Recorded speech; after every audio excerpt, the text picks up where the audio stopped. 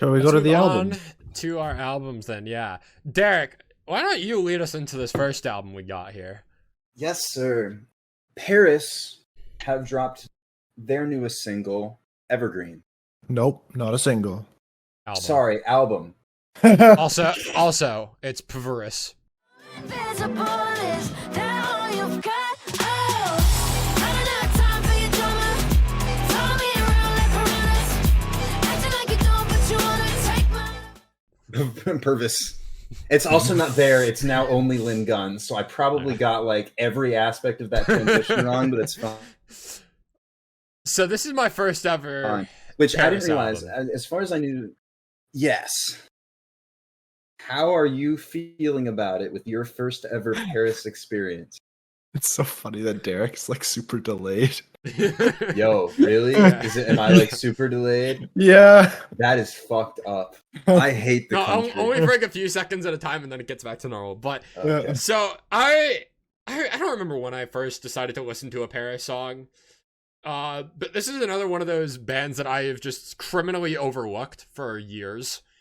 And this album was finally an excuse for me to jump in, and I am very satisfied. This is currently sitting at a borderline top 10 contender for me. I am glad. I cannot relate. Really? Well, I actually, did shouldn't say really. not like this album.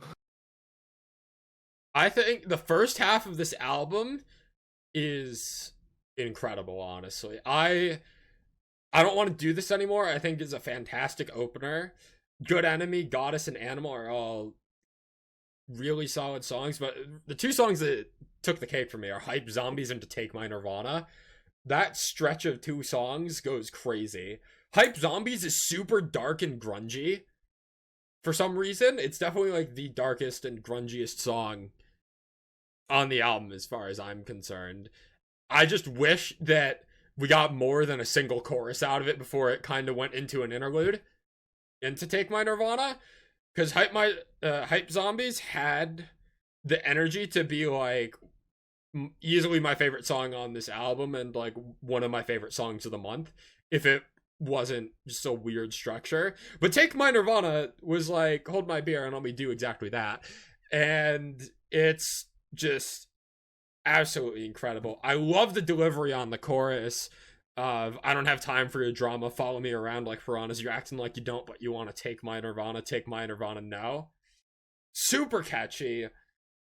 I can imagine that would be like a crowd favorite at a concert. Just with like the younger audience that I feel like could relate to those lyrics especially. And also, not to mention, but this album is falling in line with the dark pop craze and the dark pop rabbit hole that I've been falling down with artists like Letters Sent Home and Mothica over the last year or so. So I think I picked a fantastic time to hop on board with PVRIS for the way that my music taste is going, because this album has given me almost exactly what I want when there aren't a ton of artists in the dark pop genre that I'm super into, or I haven't really discovered a significant amount of them yet. And PVRIS is certainly another good one to that collection for me. The back half of the album's fine. Wow. The first 6 songs, that shit's fantastic. And accounted for making it one of my most listened to artists, let alone albums of the month. And once you get Anywhere But Here's the only song on this album that I don't really like. And then Headlights, Love Is On, Evergreen are all fun. What the fuck?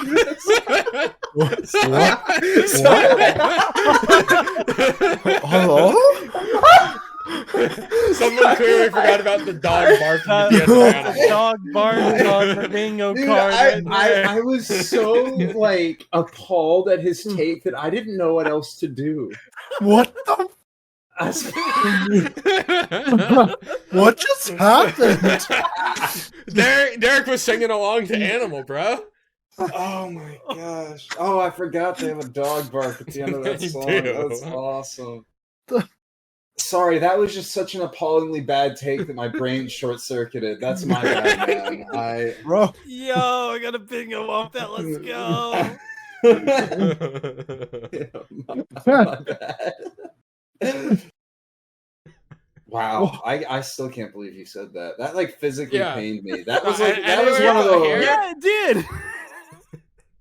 And I listened to Anywhere But Here on the album, and like I kind of didn't care for it, and I haven't cared about even trying to go back to it since. When everything else is so good, and it's like I wasn't even sure if I liked it. Like even if I did like dude. it was still probably gonna be in my bottom 3. So like I'm just gonna listen to Take My Nirvana 50 times this month instead.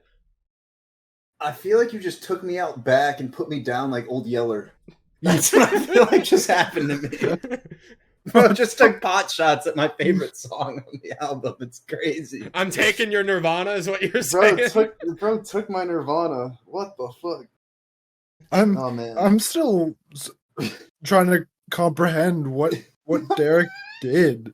It was something primal. Blacked out for a second. Something primal. Bro activated my animal instinct. Oh, the- I've been spending too much time with Wesky. oh, Shit. No, Derek, why don't you talk about why you Yeah. love this album? I've said my So- shtick. I think it's still so funny that all this time removed, you're like, yeah, I really like the first 6 songs. I'm like, yeah, I really like the last 6 songs, and we've just kind of got Take My Nirvana as our little peace agreement.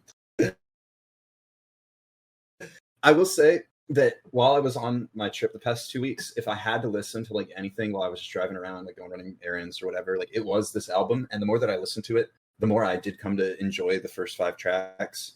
Goddess especially was the single that I heard that I felt had the most like potential for me, and it's really become my favorite. Really, the last 4 tracks are just this obscenely good run for me that I feel like contrasts so well with the energy in the first 6 tracks. This is really like front to back, not even like thematically, but just overall sonically a journey. And it's very, to me, feels very personal from Lingun, which as far as I know, this is the first album where it's just her. I know at one point there was, I think, a guitarist and a drummer, and then the drummer left, I think, and then the guitarist left too. So PVRIS is now just Lingun. She has free reign to do with it however she wants, which I feel like is why this is more experimental than the other PVRIS albums, even more so than Use Me, which I also really enjoyed. I think this is my favorite PVRIS album, guys. I can't even lie to you. It's a tie between this and White Noise. I really have love to this. agree, I think but that on the basis Well, of this one, the only yeah, PVRIS yeah. album I've heard. I do think if I ever get around to White Noise, that could change, but I think it will. I think it will. I think that'll be more consistent for you across this than yeah. how many. Based on like the 2 songs that I've heard from it, I think it has a chance, yeah. I also, But at least I'm like committed to the PVRIS train now, and that this band is sick. So like I actually have an excuse to not keep avoiding that album. Anyway, you can keep talking about why you love this album. I interjected. No, I was just gonna say, I think that the production on this album overall is the best that PVRIS has ever had. I really enjoy the melodic electronic background elements in Evergreen, the closer. I also like the wordplay in the chorus, where it's because no one gives a damn shit less you're dead or you're 17, followed by everyone could care less till you're dead or you're 17. That it's a very interesting. It's basic word wise, but I feel like once you like delve into it, it's a very interesting. It sounds critique. cool. Yeah, it does. It sounds cool, and it's a great critique of the music scene in general, really quickly, and feeling like burnt out when you've put so much effort into your music and artists that, you know, they get more recognition when they're dead, or, you know, as they're on their come up before they really should be exposed to things like this, that the people who almost, I don't want to say deserve to make it, but, you know, they put in the effort and they haven't seen the reward over people who really haven't and get the success that maybe other artists are deserving. There's just a lot of different thematic elements on here that I feel like really lend into Lingun's voice, that she can be, I mean, I guess kind of like sentimental, right? But also have a lot of swagger to her music and a lot of like This is bad bitch music for the most part. Oh yeah, And yeah, absolutely. or at least especially the first 6 tracks. And that's why I like them. And you know what? That's because Jake's a bad bitch, folks. Well, they You just heard it have here more first. like the opening half of this album just has more like grungier instrumentation, and that's what I'm here for, you know. I have to give a special shout out to Anywhere But Here, which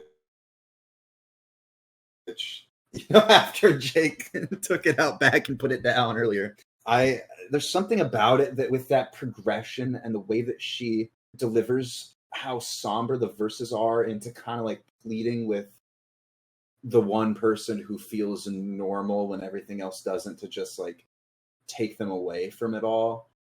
I feel like you really feel that in the song, that more than any other, outside of maybe Goddess, the feeling that she's trying to convey really comes across stronger than the other songs in this album, which is part of why I appreciate it. And I remember when it dropped, I was a little upset the final chorus didn't go a little bigger than it did, but the kind of bridge almost has really satisfied that urge for me, and I've listened to that song a lot recently. I don't know, it's definitely the most experimental album, but honestly probably their most successful since White Noise. And I also think that the fact that that she could get away with this album in particular and the way it sounds on Hopeless Records is honestly really impressive. I'm glad they didn't try and put her into a box where she has to make more rock music like she did with Rise. Because Hopeless, as far as I know, is kind of notorious for being a little shady and forcing artists into doing things that they don't want to do, or the kind of style that they don't want to be. So this level of expression I really appreciate, given that fact. I don't know. I don't think that this is like album of the year material, but this is definitely, I feel like, an album that should be on pretty much everyone's radar to at least listen to before the end of the year, because there's a lot here to unpack and enjoy. Definitely. I found myself like I didn't add any of the singles as singles because I really don't, I think I heard Anywhere But Here and Animal as singles when those two dropped early on, and then I was kind of like, I just wasn't really feeling these, and forgot about PVRIS for a while, and then caught wind that the album was dropping, and I'm like, all right, let me give this a shot. And I'm glad that I did wait to listen to it all, like for the album experience, because I think it made it so like I really enjoyed pretty much everything on here. I found myself, I added everything but Anywhere But Here into my playlist, and I very often found myself clicking on I don't want to do this anymore, and then suddenly I'm listening to Love Is or Evergreen, and I'm like, oh shit, I've just listened to basically the entire album for like the 4th time. Right. And yeah, the songs are all really short too, for the most part. Very replayable. Especially a lot of my favorites. Almost Stand Atlantic-esque in a sense that it hooks you in a short amount of time. Yep. Yeah. It's a good comparison for sure. Yeah, I don't have too much more to add really. No. Shout out Evergreen. Definitely check this album out if you haven't.